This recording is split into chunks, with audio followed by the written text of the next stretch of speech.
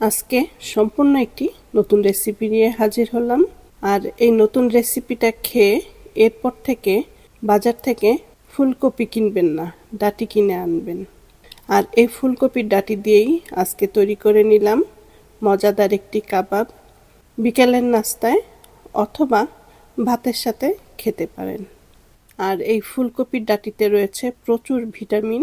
যাদের আয়রনের ঘাটতি আছে তারা এই ফুলকপির ডাঁটি দিয়ে যে কোনো রেসিপি তৈরি করে খেতে পারেন। তো এই মজার কাবাবটি আমি আজকে যেভাবে বানালাম, এখানে আমি দুটো ফুলকপির ডাঁটি নিয়েছি। তো এই ডাঁটিগুলো আমি আগে থেকে ধুয়ে পরিষ্কার করে নিয়েছি। আর এখন কেটে ছোট টুকরো টুকরো করে কেটে নিব। এখানে শুধু ডাঁটি নিচ্ছি, পাতা নিচ্ছি না। চাইলে পাতাও নিতে পারেন। তো ডাঁটিগুলো আমি সব কেটে নিব এবং ফুলকপির যে মাঝে মোটা একটি অংশ থাকে সেটাও আমি উপরে চামড়াটা কেটে ফেলে ভেতরের অংশটা নিয়ে নিব। তো এই তো সবগুলো আমি কেটে নিয়েছি। এখন একটি বাটিতে তুলে নিব এবং পানি দিয়ে আবারও ধুয়ে নিব, কারণ ফুলকপির এই ডাঁটির মধ্যে প্রচুর বালু থাকে। তো এজন্য একটু ভালো করে বারবার পানি দিয়ে ধুয়ে নিতে হবে। তো এই একইভাবে আমি দুটো ফুলকপির ডাঁটিগুলো কেটে নিয়েছি। তো এখন ব্লেন্ডারে আমি ব্লেন্ড করে নিব। আর এরকমভাবে ব্লেন্ড করতে হবে যাতে একদম মিহিন পেস্ট না হয়ে যায়, এরকম হালকা একটু দানা দানা ভাব থাকবে। তো হালকা পানি দিয়ে আমি ব্লেন্ডারে পেস্ট করে নিলাম। সবগুলো ডাঁটি পেস্ট করার পরে আমার এতটুকু হয়েছে। তো এবার চলে যাচ্ছি চুলায়। চুলায় একটি পাত্র বসিয়ে রান্নার তেল দিয়ে দিলাম। তেল দিয়ে এর মধ্যে দিয়ে দিলাম পেঁয়াজ। আর পেঁয়াজটা ভেজে নিতে হবে। তো পেঁয়াজটা আমি ব্রাউন কালার করে ভেজে নিলাম। এখন এর মধ্যে আমি দিয়ে দিব 1 চা চামচ আদা বাটা, 1 চা চামচ রসুন বাটা, আধা চা চামচ হলুদ গুঁড়ো, 1 চা চামচ মরিচ গুঁড়ো। তো ঝাল যার যার স্বাদ অনুযায়ী দিয়ে নেবেন। এবং দিয়ে দিলাম 1 চা চামচ জিরে গুঁড়ো, 1 চা চামচ ধনে গুঁড়ো, দিয়ে দিলাম স্বাদ মতন লবণ। দিয়ে সবগুলো উপকরণ এখন আমি কষিয়ে নিব। আর এখানে কোনো পানি দিচ্ছি না। চুলার হিটটা লো করে 1-2 মিনিটের মতন মশলাটা আমি কষিয়ে নিব। কষিয়ে নিয়ে এরপরে ফুলকপির ডাঁটিগুলো যে পেস্ট করে রেখেছিলাম সেটা দিয়ে দিব। দিয়ে এখন নেড়েচেড়ে ভুনা করে নিতে হবে। আর এর মধ্যে যে পানি আছে সেই পানিটা শুকিয়ে নিতে হবে। তো অনবরত নেড়েচেড়ে আমি ফুলকপির ডাঁটিটা ভুনা করে নিলাম এবং পানিটা একদমই নেই, শুকিয়ে গেছে।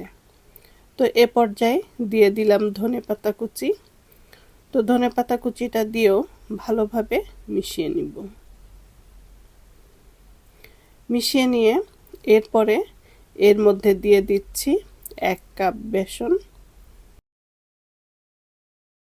এবং 1 টেবিল চামচ কর্নফ্লোর।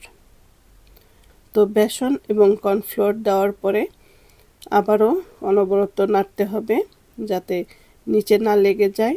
আর এখন কিন্তু নিচে লেগে যাওয়ার সম্ভাবনা বেশি, তো সতর্ক থাকতে হবে।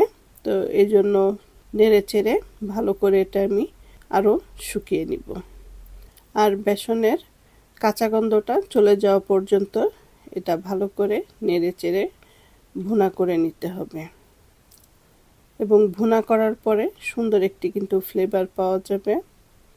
তো নেড়ে চেড়ে ভালো করে আমি এটা ভুনা করে নিলাম আর একদম শুকনো শুকনো করে নিলাম। করে নিয়ে এখন আমি এটা একটি প্লেটে উঠিয়ে নিব এবং ঠান্ডা করে নিব। তো একটি প্লেটে আমি উঠিয়ে ঠান্ডা করে নিয়েছি। আর নিয়ে নিলাম কিছু কাজু বাদাম এবং চীনা বাদাম। যার যার খুশি মতন বাদাম নিতে পারেন। তো এখন হাতে তেল লাগিয়ে এরপরে আমি গোল গোল কাবাবের শেপ করে বানিয়ে এরপরে মাঝে একটি বাদাম দিয়ে দিব। তো আমি কাজু বাদাম এবং চীনা বাদাম দুটো দিয়েই করছি। আর এই বাদামের পরিবর্তে কিশমিশও দিতে পারেন। আবার চাইলে কিছুই না দিতে পারেন, শুধু এমনি কাবাবের মতন করে বানিয়ে নেবেন। তো বাদামটা দিলে দেখতেও সুন্দর লাগে, খেতেও বেশ মজা লাগে। তো এক এক করে আমি সবগুলো কাবাব বানিয়ে নিলাম, আর অর্ধেকটা কাবাব আমি ফ্রোজেন করে রাখলাম। তো এখন চুলায় একটি ফ্রাই প্যান বসিয়ে সামান্য একটু তেল দিয়ে দিলাম। আর এটা ভাজার জন্য এত বেশি তেলের দরকার নেই, আমি যা দিয়েছি তার চাইতেও কম তেল দিয়ে ভাজতে পারেন। তো তেলটা গরম হয়ে গেলে এখন আমি এক এক করে কাবাবগুলি দিয়ে দিব। আর এই কাবাবটা বেশি উল্টাতে হবে না, এক সাইড হয়ে গেলে উল্টে দিব এবং আরেক সাইড হয়ে গেলেই এটা তুলে নিব। যেহেতু এটা আমি ভুনা করে নিয়েছি ভালো করে, তো এখানে কাঁচা কোনো কিছুই নেই। তো হালকাভাবে ভেজে নিলেই হয়ে যাবে। তো একটা সাইড হয়ে গেলে আমি উল্টে দিলাম এবং অপর সাইডটি ভেজে আমি তেল ছেঁকে তুলে নিলাম। তো এই তো একইভাবে বাকি সবগুলো কাবাব আমি ভেজে নিব। আর গরম গরম ভাতের সাথে এই কাবাবটা কিন্তু বেশ মজা, বিকেলে নাস্তায় চায়ের সাথেও খেতে পারেন। আর এই কাবাবটা যাকে খাওয়াবেন সে বুঝতেই পারবে না এটা যে ফুলকপির ডাঁটি দিয়ে করেছেন, অনেকটা কিন্তু মাংসের কাবাবের মতন হয়।